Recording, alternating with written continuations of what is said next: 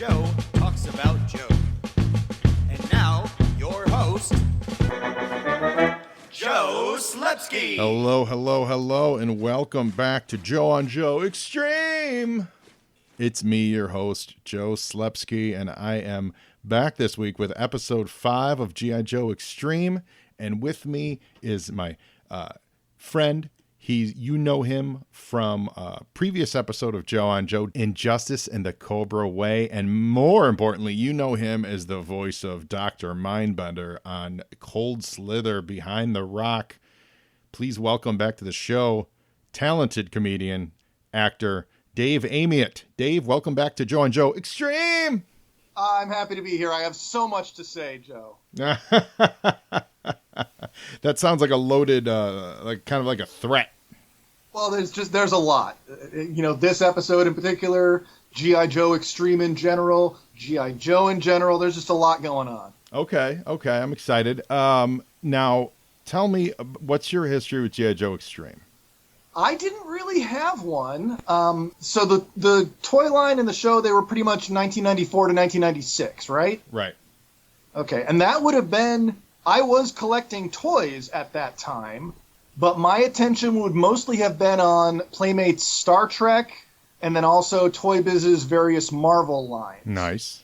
And that was really like the heyday of Marvel. X-Men had really found its groove, so had Spider-Man. They were doing the Marvel Action Hour, which was Iron Man and Fantastic Four. Yeah, and it's some Silver Surfer. Silver Surfer, Incredible Hulk, Ghost Rider. Yep. All had toy lines. And so I was really into that. And then, the Batman animated series was around. I admired those lines, but I wasn't collecting them yet. And then there was a lot of stuff, like Power Rangers was not on my radar. Ninja Turtles wasn't really. Yeah. Any of the Japanese, Kamen Rider stuff, I wasn't paying much attention to. Yeah, that makes sense. It seems like those are very specific, separate enjoyment tracks. You know what I mean? Like, I could see if you're into, like, say, Teenage Mutant Ninja Turtles, crossing over, getting into the Power Rangers a little bit. But if you're heavy into the superhero stuff and all that stuff, I could see how your mind would not stray towards the Power Rangers and all the Japanese stuff that was coming over at the time. That makes sense. Yeah. And then when you get into 1995, that's when Star Wars was coming back. Yes. And that became everything. Super ripped, buff Star Wars. Now, how excited were you when you heard that Star Wars was coming back? I was excited when I heard it was coming back. I became less excited when I saw the designs of the first 9 or so. I was very pleased that I was surprisingly happy that they were reusing the old molds of the vehicles. Right. The TIE Fighter and the X-Wing and the Millennium Falcon. Because I hadn't had any of those as a kid, so it was kind of nice to get another crack at them. Yeah. But, you can see the influence of G.I. Joe Extreme and that style on that first round of Star Wars figures, especially Luke and Han. Completely. And Vader and Chewie. Yeah, completely. Really tough, kind of posed, mm-hmm. and that was my preferred style. Right, especially for Star Wars. G.I. Joe, yeah. I'm okay with them exaggerating a little bit. It's certainly the line grew. If you watched, and actually you were talking to me about Sergeant Savage a little bit, that line was a little bit bigger, a little buffer, than the regular Joes that we know and love. And then they kind of went, all right, let's go for it with Extreme. Yeah. And, I sent you a link to that book, Toy Wars. Yes. Tell me about that. Which talks about, Toy Wars, it's a business book, but it's about the longtime rivalry between Hasbro and Mattel. And the book came out in 1998, so a lot of this stuff was still sort of fresh in people's minds. And it talks about the super rise and then decline of G.I. Joe. It talks a lot about the development of Sergeant Savage. And apparently Kirk Bozigian, I hope I'm pronouncing that correctly, he was really excited about Sergeant Savage. He thought it was a slam dunk, thought it was going to revitalize G.I. Joe, and then it didn't. And so when they did G.I. Joe Extreme, Hasbro had acquired Kenner by that time, and they shifted G.I. Joe over to the Kenner branch, and Bozigian was less involved. And, it was so dramatically different than anything G.I. Joe had been since Real American Heroes started. Mm-hmm. And, it also, frankly, just like Sergeant Savage, it didn't resonate, and G.I. Joe was not a thing for a while. Yeah. So this really is the nail in the coffin for a few years. Yeah. And if you look, I say I was really interested in the Marvel lines at the time. They tended to be slightly better articulated and not really pre-posed. By this time, 94, 95, they would even have gotten rid of a lot of like the gadgets and gimmicks in them, like spring-loaded arms and that kind of thing. It's really just a straight action figure. Around the time that G.I. Joe Extreme ended, that's when Kenner put out the DC Total Justice line. Yes. Which was, it was centered around Batman, but it had a lot of the other DC heroes. And it's very, very similar to G.I. Joe Extreme in its aesthetic. It is so crazy that you say that, because you're right. And I never thought of it. I actually had almost all those figures because I was a big superhero guy. And yeah, they absolutely, they were overly posed. They actually, I really like the sculpts on those, but they were in these exaggerated poses. Yeah, you're right. That is very similar to the Extreme stuff. And the sculptor on G.I. Joe Extreme, one of the main designers on it was a guy named Ben Torres. He also worked on Total Justice. He also worked on Power of the Force for a while. He designed the first ever Grand Moff Tarkin action figure. Cool. And my best friend back in Ohio has had some interaction with him both online and in person. He went to a G.I. Joe convention in Ohio last year, and he talked about developing G.I. Joe Extreme. And he's posted some stuff on his Facebook page. I don't think he's posted any preliminary sketches, but he's posted pictures of, hey, I designed this, and then also what he's working on nowadays. That's awesome. Well, listeners, what was his name again? Ben Torres. Ben Torres. Find him on Facebook, guys. Let's all do that. That's kind of cool. I like that a lot. And then you're aware. Little known fact. In fact, no one would ever know this. There's no reason for them to know this. But the Extreme Justice Aquaman figure lived in my aquarium for a good 5 years. Ha ha. Probably poisoning the fish with whatever paint and plastic that was on him, but still, he looked amazing. Did you have the one with the gray armor, the silver armor, or the gold armor? It would have been gray or silver, like the regular one. It wasn't. Yeah, it was like whatever the first one was that came out. Which one did you have, or do you have? Because you're a big kit basher, right? You do a lot of customs. Well, customizer, yeah. I think I got the dark gray one and then painted it silver. Nice. But I might not be remembering correctly, but I believe when those figures got re-released at KB Toys under the JLA line, that's when they put out one with gold armor. Oh, okay. I might be misremembering. I assume or maybe I'm assuming incorrectly, you are aware of what is currently happening with G.I. Joe toys, right? With the 6-inch line, yeah. Yes. Oh, yes. How do you feel about that? I'm glad that it's happening. I'm not personally interested in collecting it. What? Why? Well, I don't do much 6-inch, frankly. I'm pretty much ride or die on 3 3/4 inch. Okay. That's what all my Joes are, all my Star Wars, all my Marvel and DC. I have done some customizing in the 6-inch scale, just because that's where the bulk of the parts are now. Yeah. But I think the new 6-inch Joes, they certainly are well designed. To my opinion, they're a little over designed. Okay. But then again, there wouldn't be a whole lot of point of starting over just to have them look the same way they did, in the 25th anniversary line or whatever have you, just bigger. Right. And on a much exaggerated example of it, when they came out with, I think it was the Rock and Roll, they did that 12-inch Rock and Roll, like it was kind of I think a San Diego exclusive. Mm-hmm.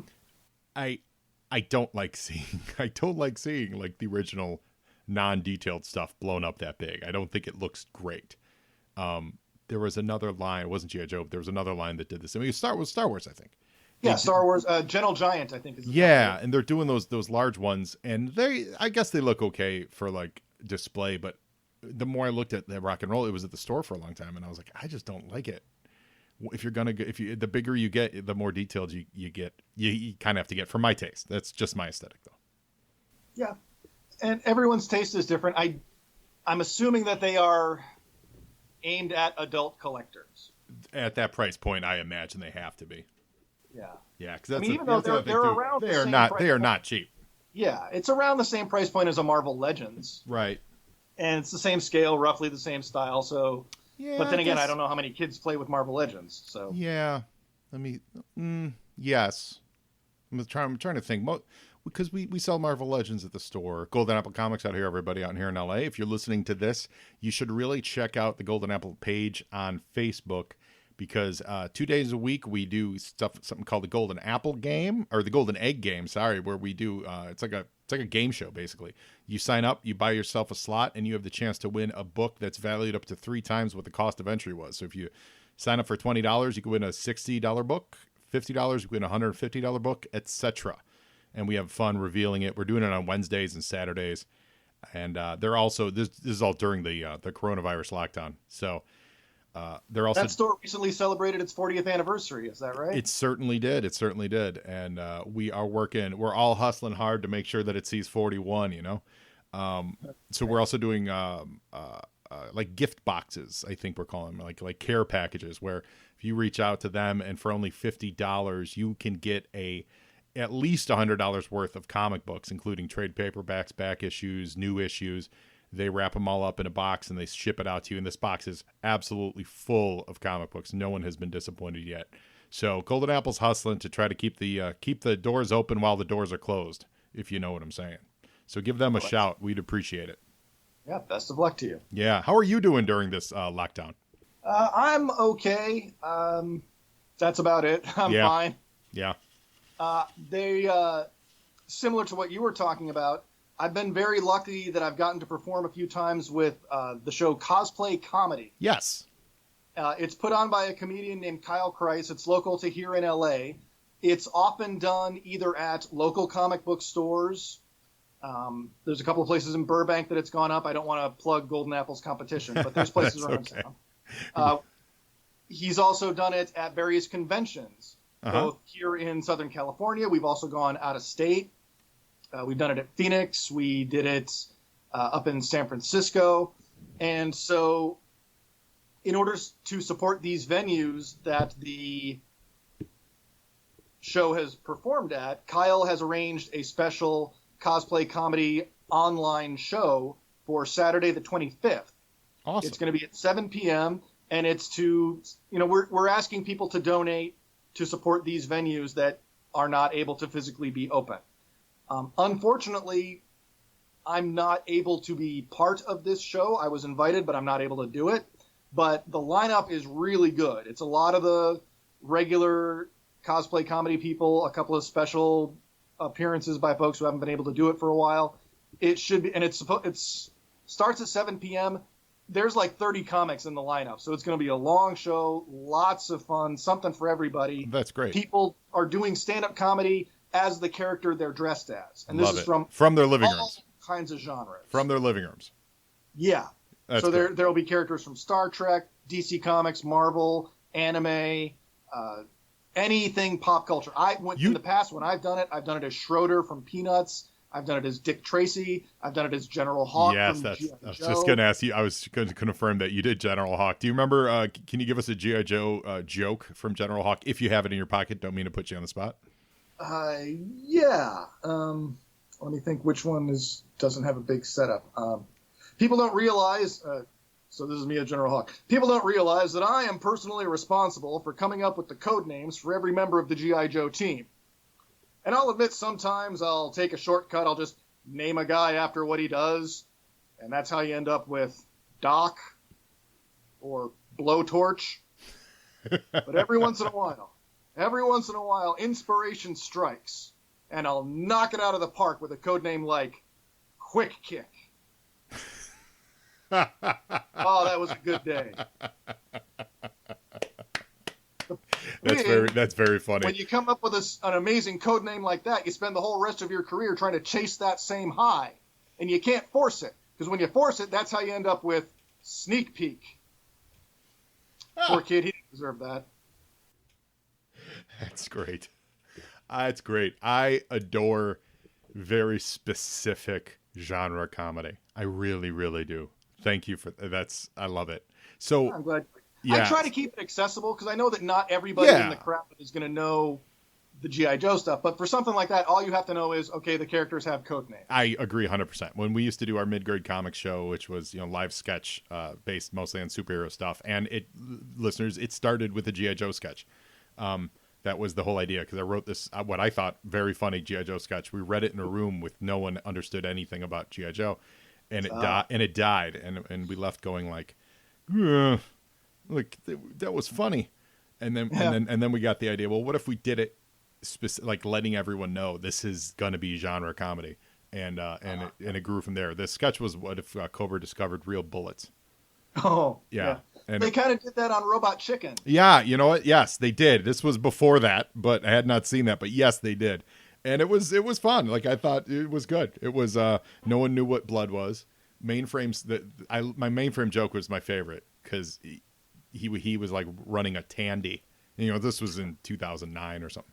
He was running a Tandy computer. So whenever they'd need intel on whatever the bullets were, and then later on, what's this blood, they would ask mainframe, and he would go, hold on, sir, I'm searching. And he would just never have an answer. It would just take forever to get everything out of him. So if people are interested in the cosplay comedy, how do they find it? Where do they go? It's going to be on Zoom. It's going to be on Facebook Live. If you go to the Instagram page for Cosplay Comedy, all of the details are there. Okay, so just look up Cosplay Comedy on Facebook? Or you say Instagram or Facebook? I'm sorry. Either one. Either one. So look up Cosplay Comedy, and you're going to see how to get to it. It's going to be a Zoom meeting. Listeners, check it out. Dave's very funny, and I've seen him. I did watch your Hawk thing on video. I've never seen you live, but I saw your Hawk performance on video. I've seen you as Schroeder at the conventions, and you're fantastic. You're so dedicated to it, and so I know it's going to be hilarious. So listeners, and like I said, I'm not in this one, right? But I know, I performed alongside most of the people, and I can vouch it's a solid lineup. That's awesome. And so that is Saturday?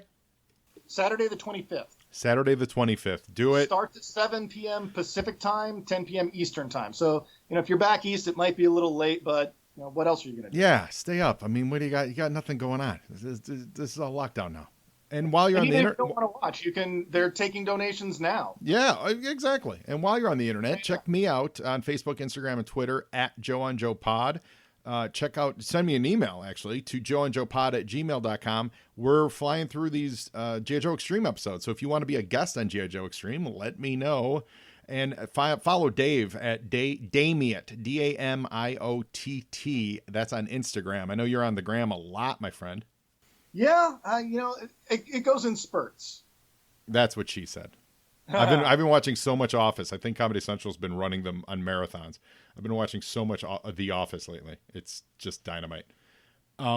So today we're watching G.I. Joe Extreme number 5, To Catch a Claw. I like this episode. I have to say, as the 5th episode of a miniseries to introduce this new show, it really doesn't seem connected to the previous ones that much. It's not a miniseries. You know that, right? What? It's not a miniseries. Is that it? That doesn't make any sense. It's G.I. Joe. The first 5 episodes are always a miniseries. Yeah, I know. You would think that, but no. This is just awesome. There's continuity. There's James Bondian adventures. There's disguises. There's fake mustaches. There's everything on this episode. I like it. All right. Okay. I could see you may not agree with that, but we're going to find out when we get into the episode. So listeners, get ready. If you've got your copies of G.I. Joe Extreme, I know they're hard to come by because they're not easy to get. But hopefully we'll keep you posted as we go along in the action on the show. So Dave, Amiott, Are you ready to rock and roll, my friend? Sure. All right. Listeners, here we go. I have to say, Joe, I felt a little cheated because this introductory segment doesn't have any live action elements to it. Like there's no actors in costume. Right. It is all CGI. But it's CGI meant to be live. This would be nominated in the same category as Best Animated Feature that the new quote-unquote live-action version of The Lion King was nominated as Best Animated Feature. Yeah. You ready? What do you think of the Tiger Hawk here? It looks a little bit like the Retaliator, don't you think? It does. I'm bad still. I'm still sorting out what the names of the vehicles are. You know what I mean? Yeah. Because they never made that airplane. They only made the bad guy's airplane, the Skystalker. So yeah, I guess that's the Tiger Hawk. I believe that's the Tiger Hawk. Yeah. If you look at the Wikipedia page for G.I. Joe Extreme, it does have a section for unproduced items. Correct. I'm staring at that right now. And Yeah, it sucks because I don't know there's if that's based on documents from Hasbro and Kenner, or if it's just deductions based on what characters and toys were in the show that didn't get made. yeah. Oh, look at this. They did make a GI. They actually made a GI Joe Super Soaker. Oh, did they? Yeah. You know what else I find crazy about this? They made diecast toys out of these guys, Yep. which is wild because they only made that one set of diecast, right, for the old stuff, and that was way back in like '84. Mm-hmm. But I guess this would have been the time of like Micro Machines, right? Micro Machines have been around, yeah. I mean, Hot Wheels and Matchbox have been perennials. Sure. So we open with that's Ballistic, right? Yeah, Ballistic and Black Dragon, and they're on like a reconnaissance mission, which is it's pretty fun. Like actually, the beginning of this, I've been playing a lot of we've all been playing a lot of video games. Let's get real, but like Tom Clancy Ghost Recon stuff, right? So this actually plays out very much like what today would be like an open world video game, where first you have to snipe the lights, you know, and then you sneak up, you blow a couple doors, and then you call in your troops.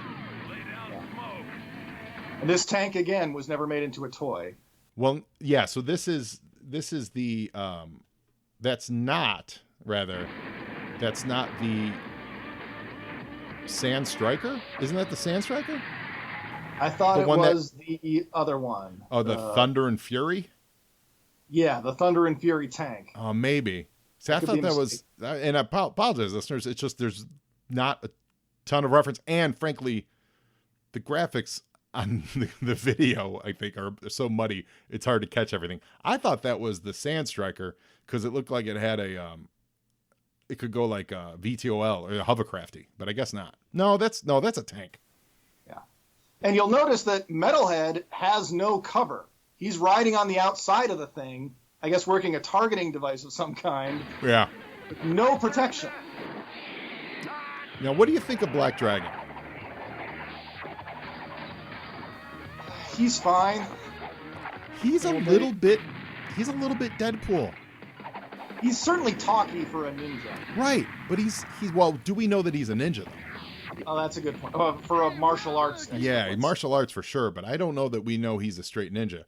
But he's kind of got that Deadpool thing going on. Like obviously he's got lots of buckles and swords and stuff, and he's chatty and his face is covered. Yeah. I don't know if you remember, did you ever read Toy Fair magazine? Oh yeah. Do you remember in the back, in the price guide, they would have those one-panel gag comics? Yes. Well, I distinctly recall one where it was a G.I. Joe Extreme figure had like a Nerf gun, it was posed next to him. So it's this huge gun, and it was pointed at some other action figure who was making fun of him. And the G.I. Joe Extreme character, his line was, "Not one more Liefeld joke." That's hilarious. So when you mentioned Deadpool, yeah, so 25 years later, here we are making Liefeld jokes. And so Metalhead here, his weapon is directed sonics, apparently. Okay. It's another way they get around not using bullets. Right. Because it makes noise and it blasts stuff with a concussive force of some kind. Yeah. Now, Black Dragon is confirmed. I just called up his file card. He is an ultimate ninja warrior. Okay. His file name. In fact, we'll do that file card this episode. His file card is he's Kang Chai Lee is his name. All right. So here we got at Stone, and he sneaks up on. Actually, it's Clancy, right? Yeah. And I wonder, is that named after Tom Clancy? Do you know? I wouldn't be surprised. Yeah, because no one was bigger in the military fiction world at the time. Well, whenever they got his Irish up, Clancy lowered the boom. Yeah. So now you had mentioned earlier that you think that this Lieutenant Stone carried over into Rise of Cobra. Yeah, isn't that? I mean, what other Stone is there? Well, he's not that guy, because that guy, the Brendan Fraser character in Rise of Cobra, is a sergeant. Okay. And this guy's a lieutenant. You know who Lieutenant Stone is? Well, no. Who's Lieutenant Stone? He's Cutter. He's Cutter. What's Cutter's real name? Oh, I don't know. Tell me. Don't quiz me. Skip a Stone. Skip a Stone. And so, if you look at his file card, he's a lieutenant junior grade. Okay. So clearly, and look at this mustache and tell me that's not Cutter. Oh, that's hilarious. Oh yeah. By the way, so now basically, Stone is he suspects that Count Von Rainey guy to have a connection to Iron Klaw. We all know that he is straight up is Iron Klaw. So now they're all going to a party at Count Von Rainey's estate, and on the way it's Mayday and Ballistic and Stone. He should learn how to drive. Get ready to download. They're getting a limo airdropped. That's because that's a word. Airdropped by Metalhead. And they're all in disguise. They're all, as the comic would say, they're all in mufti. They've got fake mustaches on, wigs. It's really great. So, So you're saying because Cutter was a lieutenant that this is Cutter? Sure. He shaved his mustache. He changed branches. His hair went white. By the time of 2006, he was this, crusty, embittered leader. That's funny. Well, so real talk though, do you think that Brendan Fraser wasn't playing this character? No, if you look at the Wikipedia page for this character, they have different first names. Brendan Fraser's character is Jeffrey Stone. This guy is Daniel Stone. Oh, so was he just a random? They just called him Stone. Yeah. Oh. It was disappointing. It should have been somebody, Yeah, well, He definitely. should have been Beachhead. Yeah, it definitely should have been somebody, but I guess it's a little better. That's weird. Then it's just. I wonder if they just screwed up. I don't know If they thought they were. He shows up in Sigma 6 as well. Lieutenant Stone does. So this version of Stone does, not Brendan Fraser. It's another character named Lieutenant Stone, and his first name is Daniel. There's other differences, but... Okay. I have the... What do I have? I have the Sigma 6 comic books. Yeah, I have the Sigma 6. This is Count Von Rainey, not as Iron Klaw. Right. Are we assuming this is his real face? That's or what... is this mask or holo projection or what? That's what I'm unsure of. Because in that first episode, and in this one too, when they show him transform, it just kind of goes into the shadows.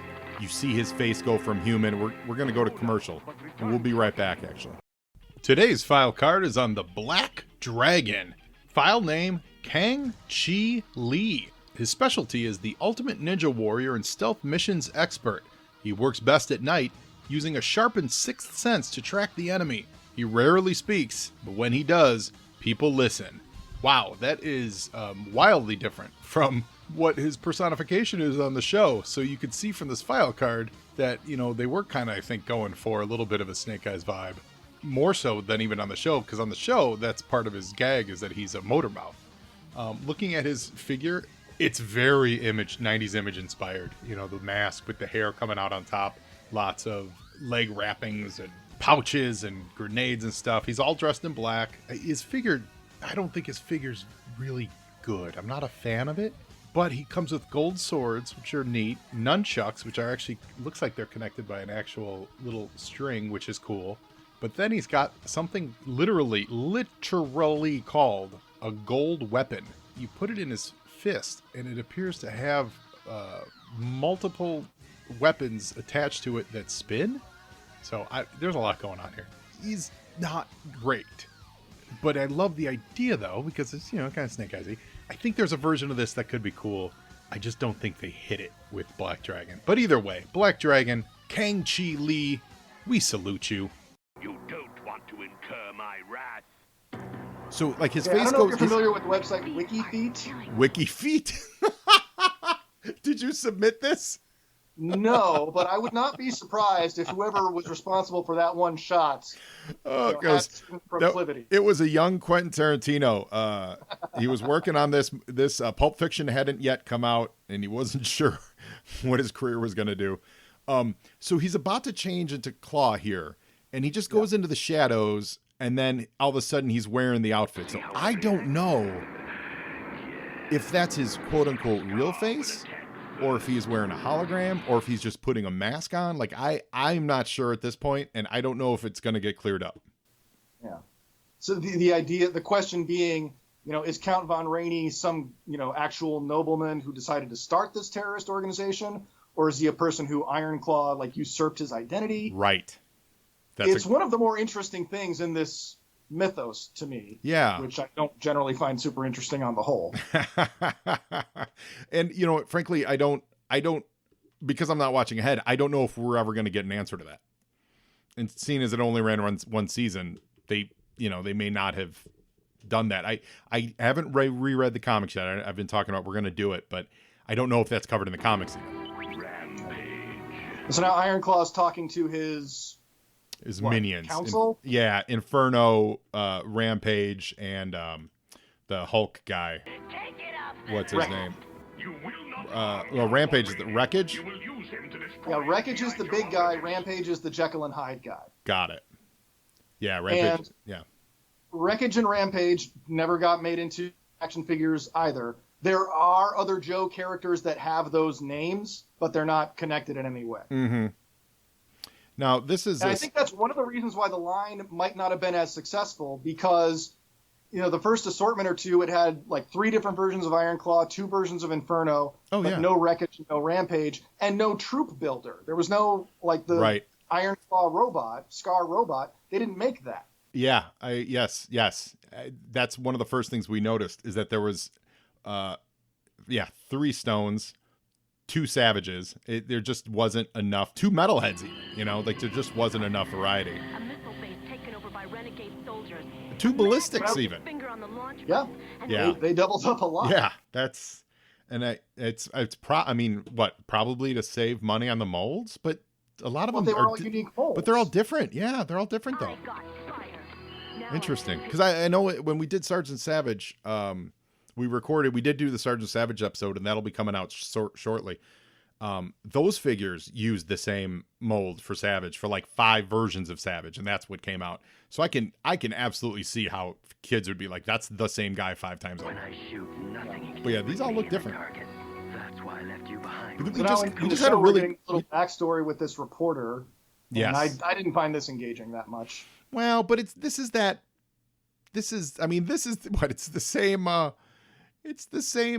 backstory like the sort of they use in the G.I. Joe movie, all these spy movies are like this, You see the heroes think their plan's going to go right. They get there and they get recognized because someone from their past shows up and, threatens to bust them out, and ruin the whole plan. This whole scene's very much out of a James Bond movie. I really dig it. Yeah, it's certainly like more sophisticated than the plots in a lot of the other ones that I watched. Mm-hmm. I find it interesting that we've got Stone, Ballistic, and Mayday not in their costumes for a big chunk of this story. Yes. because I'm the one who told Von I Rainey you're also, here. she has like a weapons grade flash on that camera. Of hers. Yeah.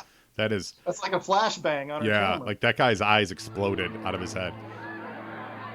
It's so good So we see, while all that action's going on, the party is still happening. And Stone and his beautiful, beautiful mustache, he does look like Cutter. You're not wrong. Now, since we were talking about the toys, I will point out that they made an action figure of Iron Klaw in the 3 3/4 inch modern era style in 2013. They did. It was a Collectors Club exclusive. It's the only G.I. Joe Extreme character that they did that with. Ballistic to stone. Is it And- awesome? It's okay. If you like Iron Klaw, it's a good representation of that character. You say And, 20, I mentioned that I 2013? used... What's that? 2013, you say? Yeah, and it was only available as a mail away from the Collectors Club. And I didn't get a lot of those because you had to pay to join the club, then you had to pay for each figure. And, it got to be like $60 to $80 per figure. Oh, yeah. I just called it up from our friends over at yojo.com. And, it's a little underwhelming. Yeah. Well, we're gonna go to commercial. We're gonna be right back. Hold on. So report back here after these messages. Yeah, we're back. You were saying, Dave? Well, that was a time when they were recycling parts a lot. You talk about using the same mold for 5 different versions of Sergeant Savage. A lot of those figures, they'd reuse the arms from one figure, legs from another. They'd put different like armor, soft plastic pieces over them. Right. Which it's an effective use of parts, but it makes it hard, to my mind, to justify charging $30, $40, $50, $60. I wasn't collecting I wasn't a part of that. Is that what those figures were cost at the time? Yeah, original. I mean, when you take into account the cost of joining the club and then the individual purchase price for the figures, yeah. Wow. Of course, nowadays they're much, much more on the secondary market. Sure, so, sure. It's an investment, yeah. And I was looking recently at my parts box because sometimes I'll buy things even if I don't have a specific plan for them. And I'm really tempted to maybe whip up a modern era Sergeant Savage. Yeah, you should. I'm thinking about it. I've got parts that are close. It would take a little bit of work, but depending on how long this lockdown goes, if I'm bored and desperate for projects. Yeah. So the team is now they're assaulting Von Rainey's hideaway here. So here's Quick Strike, another character that didn't get a toy. Yeah. We got a lot of. I'll tell you, this show it goes long stretches without dialogue and just shows the action, and I appreciate that. They do a pretty good job with that. Yeah. And again, that whole middle stretch there with Ballistic and Stone and Mayday at the party, there was nothing in that was a toy commercial. Right. That was just, drama in a Saturday morning cartoon. Yep. Now, real quick, I called up that page for the 2013 Iron Klaw. I take it back. He looks pretty great. What I was looking at was the figure on the main page of Yojo, which is just stripped down. It didn't without all his accoutrement. Yeah. You got to look at him all geared up. Yeah, once you put him all geared up, he's got the bandoliers and the sword and the claw. I mean, the beret. I think it looks great. That's pretty awesome. And if you scroll down to the bottom, it should show you what the MSRP was. Yeah. Oh, It was okay. easy.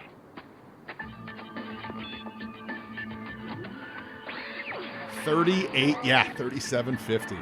Original retail was $50. You should be safe enough here. Whoa. Oh no. Yeah. I'm not Now, missing see, this. they've got the collapsible road bullet here. Yeah, they do. And you had mentioned that Iron Klaw looks like Darklon. That kind of looks like his Evader. Yeah, it does. Some sweet rock and roll music here. Yeah. Heavy on the guitar jams. Yeah. I think it was And the smart. thing It's is- smart that for the troops here that they do use robots on the show, because then you can just always destroy them. They learned that lesson from when they used bats on the old one. Yeah. I will say this with Metalhead specifically, but just the rock and roll in general, it seems a little behind the times because mid-90s, that was the grunge era. And this True. is like 80s hair metal guitar rock. And you know what's funny about that? Do you remember the Spider-Man theme? Yeah. Is very much all this. And this was Yeah. during the exact same era. And it's almost as if Yeah. it's almost as if they were they were behind it. They thought that's what kids were still into. So they started making it. But grunge at 95, grunge was already deep into it. Right. And Metalhead, and I keep coming back to Metalhead because he's the one that I like the least. Oh, okay. And he's the third cartoon character I can think of named Metalhead, and I haven't liked any of them. Well, so there's the Metalhead, the Bang Metalhead, which we all know and loathe. Yeah. There's this and then metal. there was the robotic Ninja Turtle. Oh, right. You don't like the Robot Ninja Turtle? No. In the comics, didn't they kill one of them and put his soul into the Metalhead? That wouldn't surprise me. I feel like I feel like they did that. So, So I'm a little have they? having trouble keeping track here because Wreckage has shown up, but I Right. don't recall Rampage actually being a part of this final battle. Right. I don't. know I Iron- think he or drops off. Inferno's Did they? around somewhere. And did they notice that? Did they prove that Count Von Rainey is Iron Klaw, or they just know he's connected now? Yeah, I don't think they get confirmation. Yeah, I think they it's just mostly know true. that he's connected because as they were attacking his base, like all the alarms went off at his. That was the plan. Like if we attack his base at his castle, they'll go into a tizzy if they're connected, and they were connected, so they are going into a tizzy. But now Iron Klaw is here and Count Von Rainey is nowhere to be seen, so there's the question of what the connection is. Right. Yeah, so it's Inferno, Iron Klaw, Wreckage, and a couple of robots, but I don't see where Rampage is. Yeah. He must guess he have got locked out of this one. slipped out with the animators out the back door. And he would have lost his mind seeing Mayday in an evening Oh, gown. he's Mayday's biggest fan. And is can't- that, I mean, do you think that's kind of gross? Just that he's like slobbering over her. Yeah. I mean, gross, yeah, but but I really think what they're going for is that. Oh, that's right. She sees. I forgot. Yeah, she sees it at the end. You shouldn't be here. They're going for that like Beauty and the Beast thing, of like. Quite dangerous. Yeah. Sort of like Black Widow and Hulk in the Marvel movies. Yeah, that's exactly it. But having him be the bad guy reminded me of Smokey. 1 minute he was Iron Klaw. at the tail end of Super Friends when it became the Superpowers team. Yep. One of the subplots in that cartoon was that Darkseid wanted to kidnap Wonder Woman. Oh no. And have her come back to Apokolips and be his queen. Oh, that's terrible. Yeah. And I just felt it did a disservice because then it put all the other superheroes in the position of, we've got to protect and defend Wonder Woman. Right. And it just felt like a betrayal of all their characters across the board. Right. Well, this show's great. This episode's great because I think so. Because it ends with the reporter saying, no, believe me, he's Iron Klaw, and they're all like, but we can't prove it. So now that gives us more to go. So the PSA for this episode is actually one we've seen before, and again, the versions we're watching were taped off the TV. So apparently we're going to get doubled up on PSAs. But this is the classic PSA where kid's about to get kidnapped and on an episode of To Catch a Predator until the guy drives off. Have it is literally as wide as the door to that kid's house. Yes. Never tell anyone you're home alone. Never give anyone your Don't address. tell him you're home alone. Don't give him your address, kid. That's And awesome. this kind of speaks to like one of the big aesthetic problems that I have with G.I. Joe Extreme in general, where most of the episodes take place at night or in the dark, and the trees are always bare. There's always these heavy blacks. Even the stuff that happens during the daytime, the sky is like a hazy orange. Mm-hmm.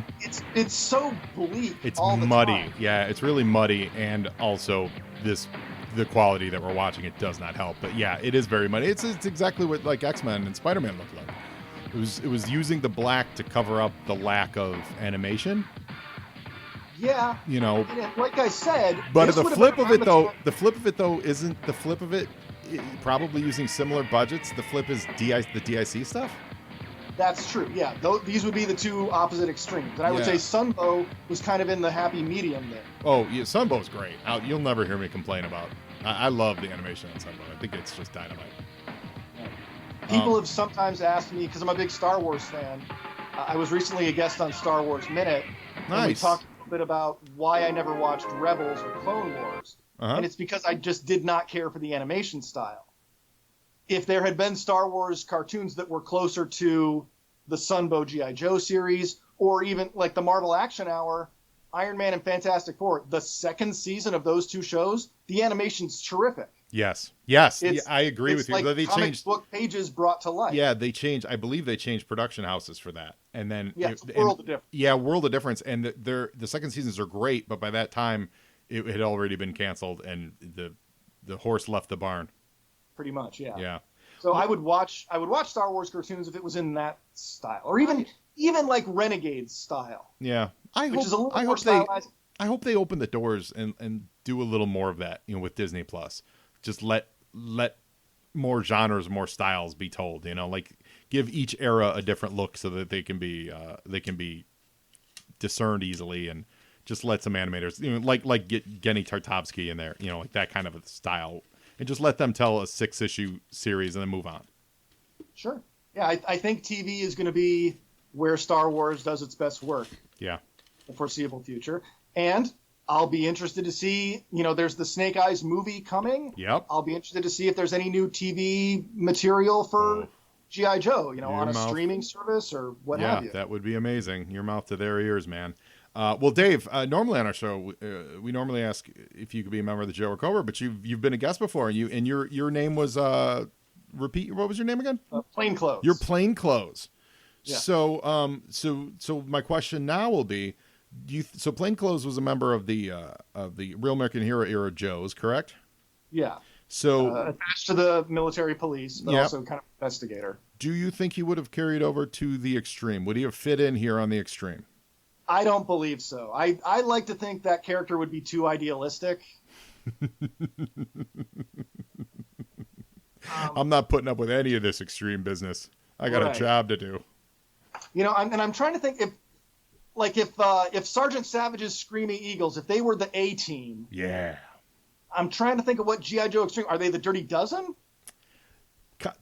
That's good. Yeah, that's a really good comparison. Yeah. The Magnificent Seven? Very much. Yeah, yeah, that's all. The Hateful Eight? No, it really is Hateful Eight. Yeah. Ocean's 11? Yeah, no, it is very much like the Dirty Dozen. Well, no, the Dirty Dozen is more Sergeant Savage, right? Because they're all criminals. Yeah, well, in Sergeant Savage, they're not criminals. They're just wildly insubordinate. Yeah, and in the A-Team were framed criminals. Yeah. I don't know. I haven't thought about the. But it's a nice. You listen. I not a day goes by that I don't like to talk about the A-Team. Let's be honest here. Let's not lie on that front. So. Well, look, I did a little deep dive recently. There were more 3 3/4-inch toys based on television properties in the 80s than I realized. Because there was the A-Team, Greatest American Hero, Mork and Mindy, Knight Rider, Yep. Magnum PI, Yep. The Fall Guy, Blue Thunder, Hardcastle and McCormick. I had all of those. Everything you're reading off. Dukes of Hazzard. I had all of those, including Love Boat, MASH. They made Love Boat figures? I didn't have those. Yeah, they made Love Boat figures? Mm-hmm. Holy cow. And MASH figures is hilarious. Did they make the one of what's his name when he almost kills or does he kill the kid because he thinks he's a chicken? No. Okay. You're talking about the final episode. Was that the final episode? Yes. He's relating a story. He and some other people from the unit and a bunch of civilians were on a bus, and they were in danger of getting detected by an enemy patrol. Right. And one woman had a baby with her, and the woman suffocated her baby rather than allow it to cry and get right. their location. That's right. And it drove him nuts. It was like He was was talking to a psychiatrist, and at Yes. first he said it was a chicken, but then he said it was a baby. Yes. To answer your question, they made an action figure of Hawkeye. They did not make that woman with her dead baby. They did make Klinger in drag. They did? Who Yep. made these? That's great. Man, I've got an autographed one of BJ Honeycutt signed by Mike Farrell. I can go and grab it. Hold on. No, that's okay. We'll Google it. We'll Google it right now. I want to say it was Ertl. Wow, here they are. Yeah. Distributed by TriStar. I'm not seeing the maker. Yeah. Wow. It just says TriStar International. That's crazy. But the reason I got excited, because I knew about the MASH ones, I knew about the A-Team, I knew about Dukes of Hazzard, but then when I saw all those other ones, I was like, why is this not a shared cinematic universe? Well, like MASH? Well, just like, why can't Knight Rider and Magnum PI and the A-Team team up with Colt Seavers from the Fall Guy Oh my God, and the guys in Blue Thunder and go on an adventure together? That would be fantastic. Well, you know that they are. Oh yeah, I just found the Klinger action figure. That's hilarious. You know that they are in the same universe. Everything is in the same universe. Do you know that? Much, yeah. Yeah, from someone years ago, like early days of the internet, they put together a website, and it's based. Yeah, and it's all in the mind of that kid from St. Elsewhere. Exactly. Yep. And there's a lot of Star Trek combinations because the Star Trek writers would take names that they used on Star Trek and use them as character names on shows like Knight Rider and St. Elsewhere and stuff. So then the supposition is that those are the ancestors for who would later show up on Star Trek, therefore putting them in the same, like all that kind of thing. Right. I love it. Well, Dave Amiott. I don't know if there's any G.I. Joe connections for that stuff. Oh, we'll figure it out. Well, six degrees of snake eyes, we'll call it. We'll figure it out. Dave Amiott, Damiott. Turns out Snake Eye's real last name is Baracus. Yes. Oh my God. Yes. So great to have you back on the show. Everyone go check out Cosplay Comedy. It's this Saturday, the 25th online, but check them out today so you can find out what time and where to watch it. Raise some money during this pandemic. We're recording this on the day that they announced that San Diego Comic-Con is canceled for 2020. But if any other conventions ever end up happening again in Southern California, hopefully we'll bring the show to it. And it always gets a good response. We always get great crowds. I'm happy to do it every time. I got a new one that I'm working on. I'll hold in reserve. Oh, well, I can't wait to hear more about it. But Dave, thank you again. And also thank you so much again for your fabulous work as Dr. Mindbender. I have an expanded role for you as Dr. Mindbender on the next iteration for our next parody podcast that we put together. So get ready for that, listeners. I'll get ready too. Oh my gosh, I'm so excited. And everyone, thank you for joining us once again for G.I. Joe Extreme. And now you and now you Joe, and Joeing is half the battle. Extreme.